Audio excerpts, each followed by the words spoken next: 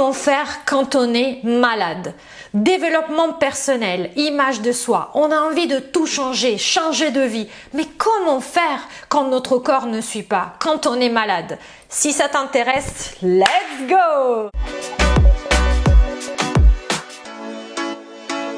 Hello, moi c'est Aurora, je suis italienne, je suis coach certifiée en image de soi et ma mission c'est d'aider les femmes comme toi à devenir des véritables girl boss au travers d'un mindset d'enfer lié à une image canonissime, car yes, l'image est un outil stratégique qui te permet de montrer à l'extérieur qui tu es à l'intérieur et de cette façon attirer à toi les bonnes personnes et les bons événements dans ta life. Si tu es nouvelle, inscris-toi tout de suite, abonne-toi en appuyant sur le bouton rouge ci-dessous. Mets-moi aussi un pouce bleu pour montrer à YouTube que tu aimes mon contenu, mon énergie et tu as envie de devenir avec moi une super girl boss. Et j'ai un cadeau pour toi. Tu peux télécharger de façon absolument gratuite un PDF contenant les 7 pièces incontournables que toute girl boss devrait avoir dans sa garde-robe. Juste, tu trouveras les links dans la barre d'infos.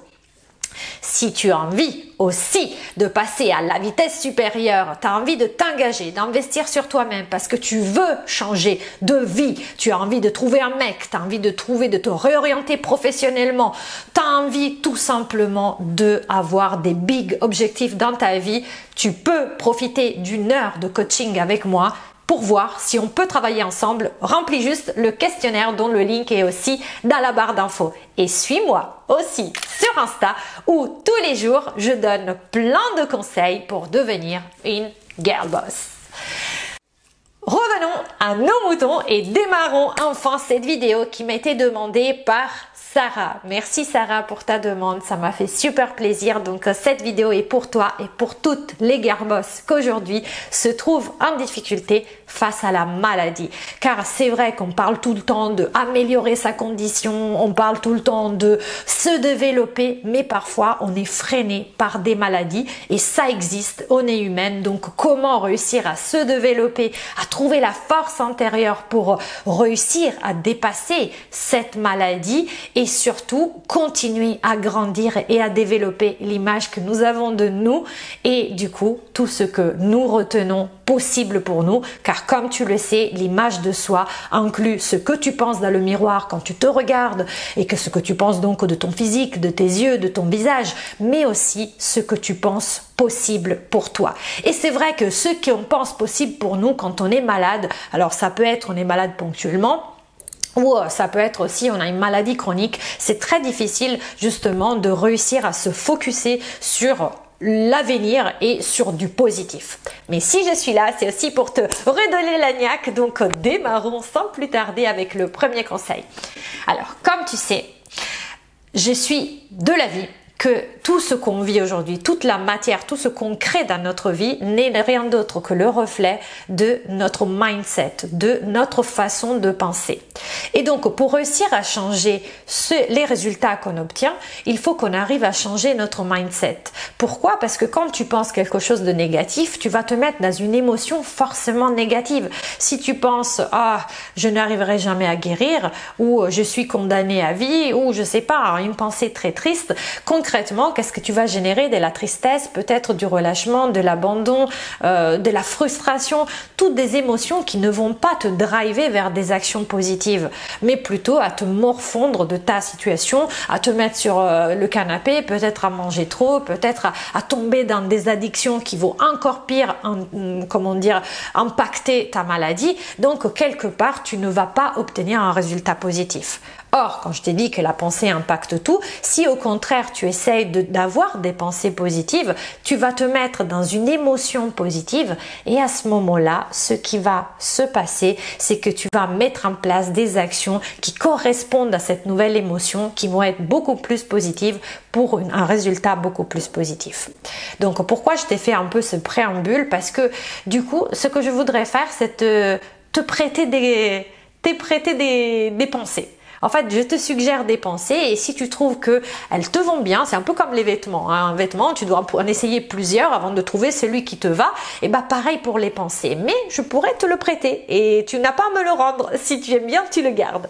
Donc la pensée, la première pensée qui pourrait t'aider justement à aller mieux, c'est le corps a envie de guérir. Alors, je te dis ça parce que, comme tout le monde, j'ai traversé moi-même des périodes où je n'étais pas bien. Alors je pense que le pire truc que j'ai eu, c'est une énorme grippe qui, vraiment, j'ai cru que j'allais mourir. C'était pas le Covid, c'était bien avant ça. Et en fait, ça a duré plus d'une semaine et ils trouvaient pas ce que c'était. Et du coup, bah, j'avais 41 de fièvre tous les jours. Je ne mangeais plus, j'ai maigri 5 kilos.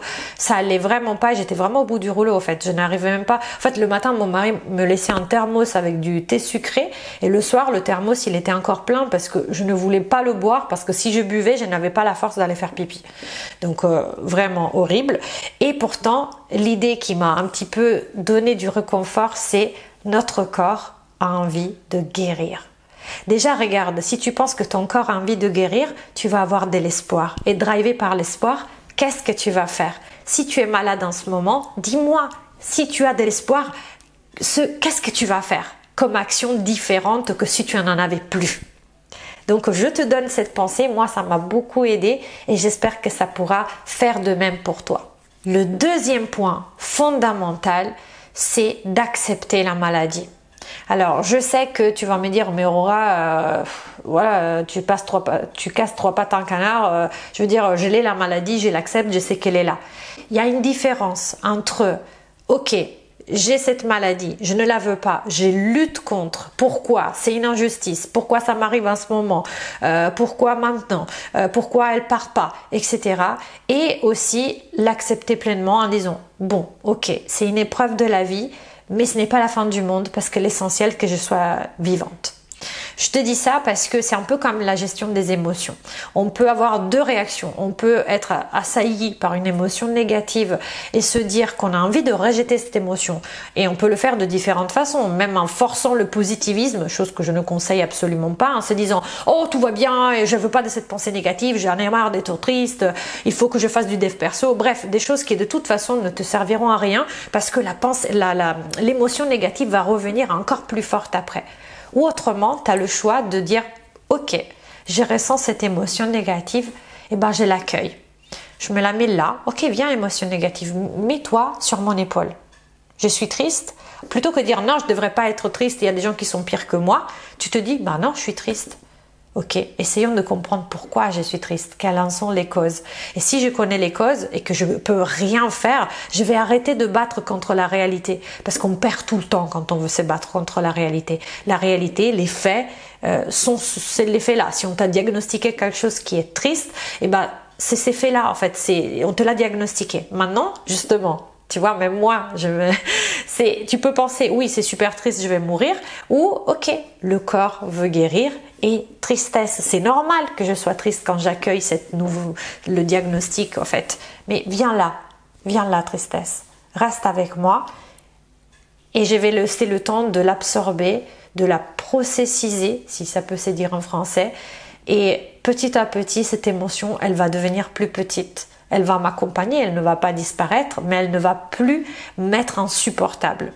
Et c'est quand cette émotion sera digérée que je pourrai passer à autre chose et aussi essayer de modifier mes pensées. Si j'essaie de modifier mes pensées alors que l'émotion négative m'arrive dessus, on n'y arrivera pas, tout simplement parce que si je pense oui, je vais être mieux dans 5 minutes, et ben ton corps, ta tête va te dire ma cocotte, tu vas pas être mieux dans 5 minutes. Alors, il faut passer par des étapes intermédiaires et ça passe par le fait d'accueillir cette émotion, l'émotion de la maladie, l'émotion de la nouvelle qui peut arriver négative, l'émotion d'un accident qu'on peut avoir. On l'accueille. On l'accueille. C'est vraiment une étape fondamentale pour réussir à guérir. Et aussi, prendre soin de soi. Je te donne cette pensée, prendre soin de soi, c'est cool. Parce que parfois, quand on est malade, on s'est dit, bah, il n'y a plus rien à faire, je suis malade, j'ai pas envie. Oh, à quoi bon je sais pas, me laver le visage, de toute façon je dois passer ma journée au lit. Tu vois, on peut avoir ce genre de réflexion. Donc troisième point, c'est de se dire c'est cool de prendre soin de soi même dans les moments où je ne vais pas bien. Parce que le fait de prendre soin de moi, c'est comme si je me montrais des preuves d'amour. Et on le sait que le corps, que l'homme, c'est même pas le corps, que le genre humain a besoin d'amour. Je sais que, alors ça n'a rien à voir, mais je te donne un exemple. Dans les années 40, je crois que c'était dans les années 40, en tout cas c'était pendant le nazisme, donc c'est vraiment quelque chose de très fort. Il y avait des médecins, vous savez, parfois ils faisaient des expériences qui n'étaient pas les plus géniales du monde. Et à un moment, ils ont fait une expérience avec des bébés. Et il y a eu des bébés qui étaient nés, donc qui étaient orphelins. Et il y a en fait, les médecins avaient demandé à des nurses, donc des infirmières, ils avaient séparé en deux les bébés. Et d'un côté, ils avaient donné aux bébés tout ce qu'il fallait pour vivre, c'est-à-dire on leur avait donné du lait, on les avait changés, on s'était occupé d'eux, mais sans affection, aucune preuve d'amour. Et de l'autre côté, on avait donné toujours le côté matériel, donc on avait nourri les enfants, on les avait changés, on les avait nettoyés, et en parallèle on leur avait montré de l'affection. Les infirmières, on leur avait demandé de faire des bisous, de faire des caresses, de bercer les petits enfants. C'était vraiment des tout petits bébés. Vous savez quoi? Les bébés qui avaient reçu tout le côté matériel, donc la bouffe, le change, l'hygiène, ils sont morts. Ils sont morts. Les autres ont survécu. Comme quoi, on n'a pas besoin que du côté du médicament. On n'a pas besoin que de le programme pour réussir à guérir. On a besoin de bien plus, on a besoin d'amour. Et qui plus que nous-mêmes peut montrer qu'on s'aime. Et comment on montre qu'on s'aime? En prenant soin de soi. Donc prenez soin de vous les filles, que vous soyez ou pas malades, prenez soin de vous.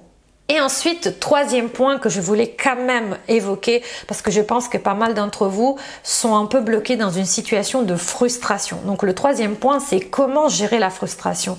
Comment gérer justement si j'ai envie de faire des choses et à cause de la maladie, je ne peux pas parce que mon corps ne suit pas. Je veux aller au sport, mais mon corps, il étouffe quoi, parce que peut-être je sors de la maladie, là, je nomme pas, et du coup, je n'arrive plus je suis essoufflée, je n'y arrive pas. Donc comment faire pour réussir quelque part à dépasser cette frustration. Donc déjà, comme je vous l'ai dit tout à l'heure, la frustration c'est une émotion, donc il faut apprendre à la gérer. Si tu as envie de travailler avec moi, que je t'apprenne à la gérer, pense toujours à booker l'heure de bilan avec moi en remplissant le questionnaire en barre d'infos, car je vais te dire comment on peut travailler ensemble pour que tu apprennes à faire ça justement. Et sinon, par ailleurs, ce que tu peux faire, c'est tout simplement te poser la question, est-ce que vraiment c'est ce que je veux? Je t'ai dit ça pourquoi?